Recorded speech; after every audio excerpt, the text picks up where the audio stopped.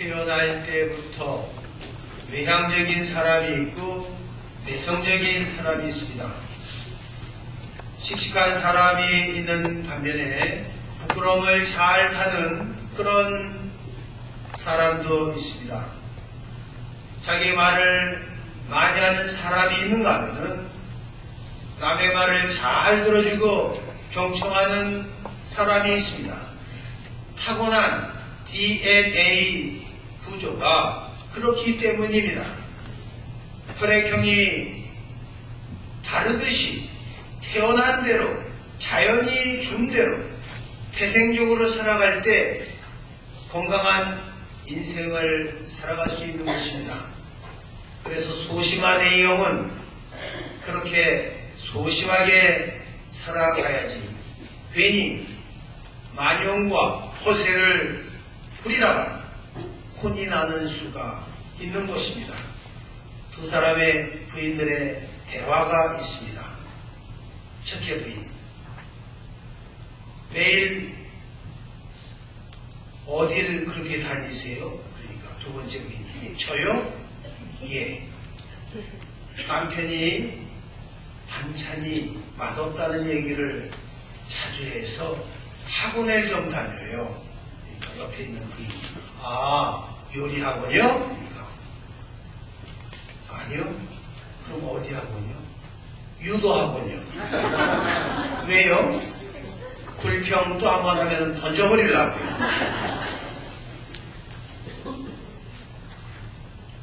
오늘 복음에 등장하는 마리아와 마르타 자매는 성격과 기질이 분명히 달랐지만은 공통점이 있었습니다. 그것은 주님을 너무도 사랑했다는 점입니다. 한 자매는 주님을 시중 듣는데 분주했고, 다른 자매는 주님 말씀을 들으려고 정신이 빠져 있었습니다. 우리도 오늘 성경에 등장하는 이 자매들처럼 그런 신앙의 깊은 뿌리라고 할까, 기둥 역할을 할 수 있도록 주님께 간절히 청해야 할 것입니다. 콘스탄티노플에 가면은 소피아 성당이 있습니다. 그 건물이 지어진 지 1500년이 되었습니다. 그동안 터키에 1000번 이상의 지진이 있었습니다. 그래서 다른 많은 건물들이 다 폐허가 되었는데 이 소피아 성전만 1500년을 견뎌왔습니다. 왜 그렇습니까?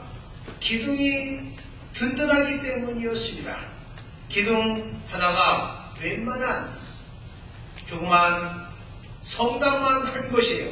또 이 기둥을 받쳐주는 다른 기둥이 있어서 어떤 자연 재해가 닥쳐도 무너지지 않는 것입니다. 오늘날 세상에 많은 사람들이 권력으로 기둥을 세우려고 합니다. 인간의 지식으로 기둥을 세웁니다. 물질로 기둥을 세우고 권세로, 빽과 연줄로 세상에 기둥을 세워나가고 있습니다. 그러나 이러한 기둥은 금방 무너집니다. 수많은 적들이 있습니다. 환난, 질병, 재난과 사고가 있습니다. 인류 역사에 안 무너진 기둥이 없습니다. 인간이 얼마나 연약합니까? 갈대와 같은 존재가 아닙니까? 바람에 흩날리는 재와 같은 존재가 바로 우리들인 것입니다. 흙으로 지음받은 우리 인간이 아무리 능력이 있다 할지라도 특별한 사람은 아무도 없습니다. 한순간에 무너지고 쓰러지고 떨어지는 것입니다. 아무리 출세하고 아무리 능력이 있어도 무너지는 건 무너지는 거예요. 소용이 없습니다. 인류 연예인도 무너지고 제일 잘 사는 재벌도 대학 교수도 무너지고 자살을 합니다. 우리는 먼저 신앙으로, 믿음으로, 영적으로 강건해야 할 것입니다.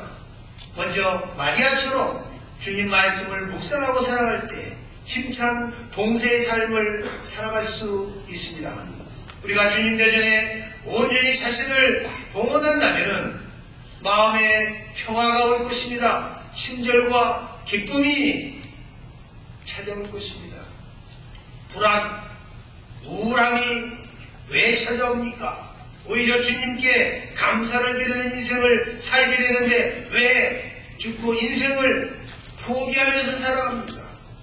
여러분, 주님께서 우리를 세워주시면은 무너뜨릴 수 있는 자 아무도 없습니다. 또한 주님께서 세워주시지 않으면은 어느 누구도 설 수 없는 것입니다. 주님이 함께 하시면은 반드시 100% 승리하는 것입니다. 주님이 함께 하시면은 능력이 따르기 때문인 것입니다. 주님의 집에 머물게 되는 것입니다. 우리는 악을 이길 수가 없습니다. 어떻게 악을 이깁니까? 어떻게 불의를 이겨낼 수 있습니까? 어떻게 죄악을 이깁니까? 주님이 기둥으로 버텨주시는데 누가 덤벼듭니까? 공격하면은 본인이 당하는데 누가 대적합니까? 주님께서 말씀으로 충만함을 주시는데 어떻게 우울할 수가 있습니까? 근심, 걱정, 불안, 초조, 오늘 주님께서 온전히 치유해 주시고 마리아, 마르다처럼 주님 사랑으로 타오르기를 우리는 간절히 청해할 것입니다. 우리는 주님을 향한 그래서 마니아가 되어야 됩니다. 사랑의 마니아가 되어야 합니다. 한국의 현대, 롯데, 신세계 뭡니까? 유명 백화점에 가면은 명품 브랜드를 파는 그런 코너가 있습니다. 가방 하나에 40만 원인가 하고 이렇게 봤더니 400만 원이에요. 4,000불, 5,000불 하는 겁니다. 명품족들이 얼마나 많은지 똑같이 만들어내는 가짜, 짜가 상품도 얼마나 많은지 모릅니다. 한국의 어떤 은행의 여직원이 고객 돈 10억 원을 가로챘습니다. 왜 그랬느냐? 이 여성이 명품 마니아였습니다. 명품만 보면은 가만히 있지를 못하는 거예요. 가만히 있지를 못해요. 그래서 그 빼돌린 돈을 다 명품 구입하는데 썼습니다. 구두만 400개입니다. 명품 옷이 수백 벌이에요. 가격표도 뜯지 않았다고 그럽니다. 몸에 수천 달러, 수만 달러 상품을 고치고 신고 끼우고 외모를 뜯어 고친다고 명품이 되는 것이 아닙니다. 그것은 가짜 명품입니다. 오이에 줄 긋는다고 수박이 되지 않습니다.